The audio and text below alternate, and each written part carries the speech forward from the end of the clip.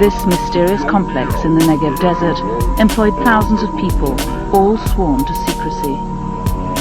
For years, Israel called it a textile factory, never admitting its true purpose, making plutonium for bombs. Vannunu's dissent over government policies was noted. He was given a warning and decided to leave.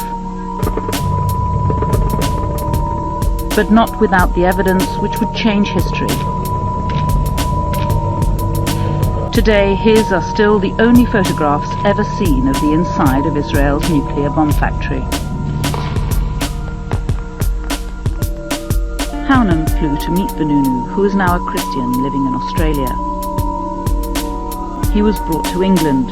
He was hidden in a country hotel and smuggled into the paper's offices in the boot of a car while they checked his story. But Israeli intelligence agents caught here on Wapping's security cameras were onto him. They were waiting to strike. It took weeks for the Sunday Times to go to press with their scoop. When they finally did, on October the 5th, 1986, Vannunu had vanished.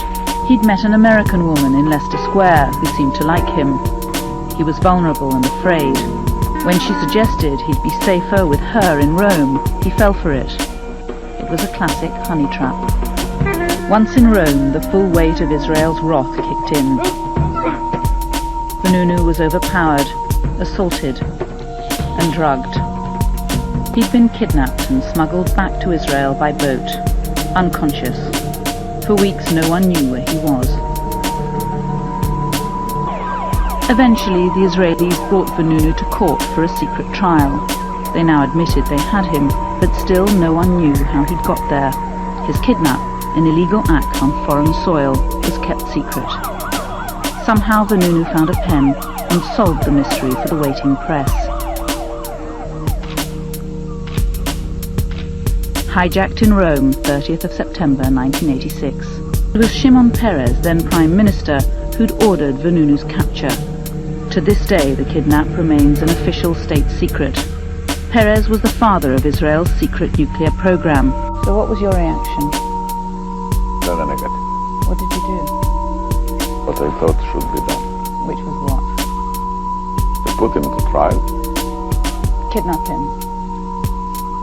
My lady, I can't go into all the processes. I'm unwilling. I don't see any reason to do so. The fact is that he was brought to trial. Vannunu's trial was held in secret. He was found guilty of treason and espionage and sentenced to 18 years in jail. Vannunu told the world that Israel had developed between 100 and 200 atomic bombs and had gone on to develop neutron bombs and thermonuclear weapons, enough to destroy the entire Middle East, and nobody has done anything about it since. In 1992, an Israeli cargo plane crashed in Amsterdam, killing 43 people. The Israelis claimed it was carrying flowers and perfume. It took 6 years and a Dutch parliamentary inquiry before they admitted it was carrying DMNP, a key component for sarin nerve gas. Nuclear weapons are seen as a justifiable deterrent by most Israelis who feel besieged by enemies. It was the young Shimon Peres back in the 50s who negotiated a secret deal with the French to buy a nuclear weapons reactor like theirs. But while Dimona was going up, intelligence reports reached Washington that Israel was building an atom bomb. Despite claims that Dimona was for peaceful purposes only, Israel's leader Ben-Gurion was summoned to Washington. President Kennedy feared an arms race in the Middle East and demanded inspections. But when inspectors finally entered the plant in May 1961, they were tricked. They were shown a fake control room on the ground floor. They were unaware of the 6 floors below where the plutonium was made. After Kennedy's assassination, the pressure on Israel was off. His successor, Lyndon Johnson, turned a blind eye. Then, in 1969, Israel's Golda Meir and Richard Nixon struck a deal renewed by every president to this day. Israel's nuclear program could continue as long as it was never made public. It's called nuclear ambiguity. Ambiguity is a luxury unique to Israel. Today, the country's an inspection-free zone, protected from scrutiny by America and her allies. But the secrets of this old reactor are beginning to leak. Evidence has seeped out of accidents, lies and deceit. Israel's parliament had never debated dimona or nuclear weapons until one MP 3 years ago forced them onto the agenda for the first time. Issam Mahul, an Israeli Arab, broke the taboo to the outrage of his colleagues.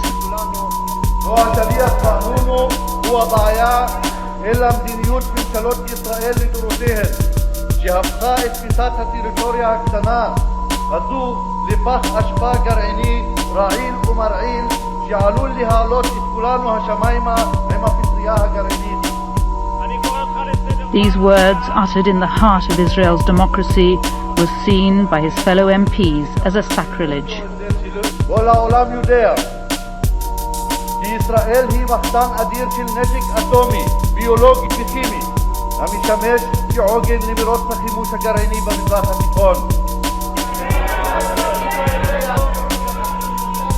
He wasn't allowed to finish his speech, but he'd made his point.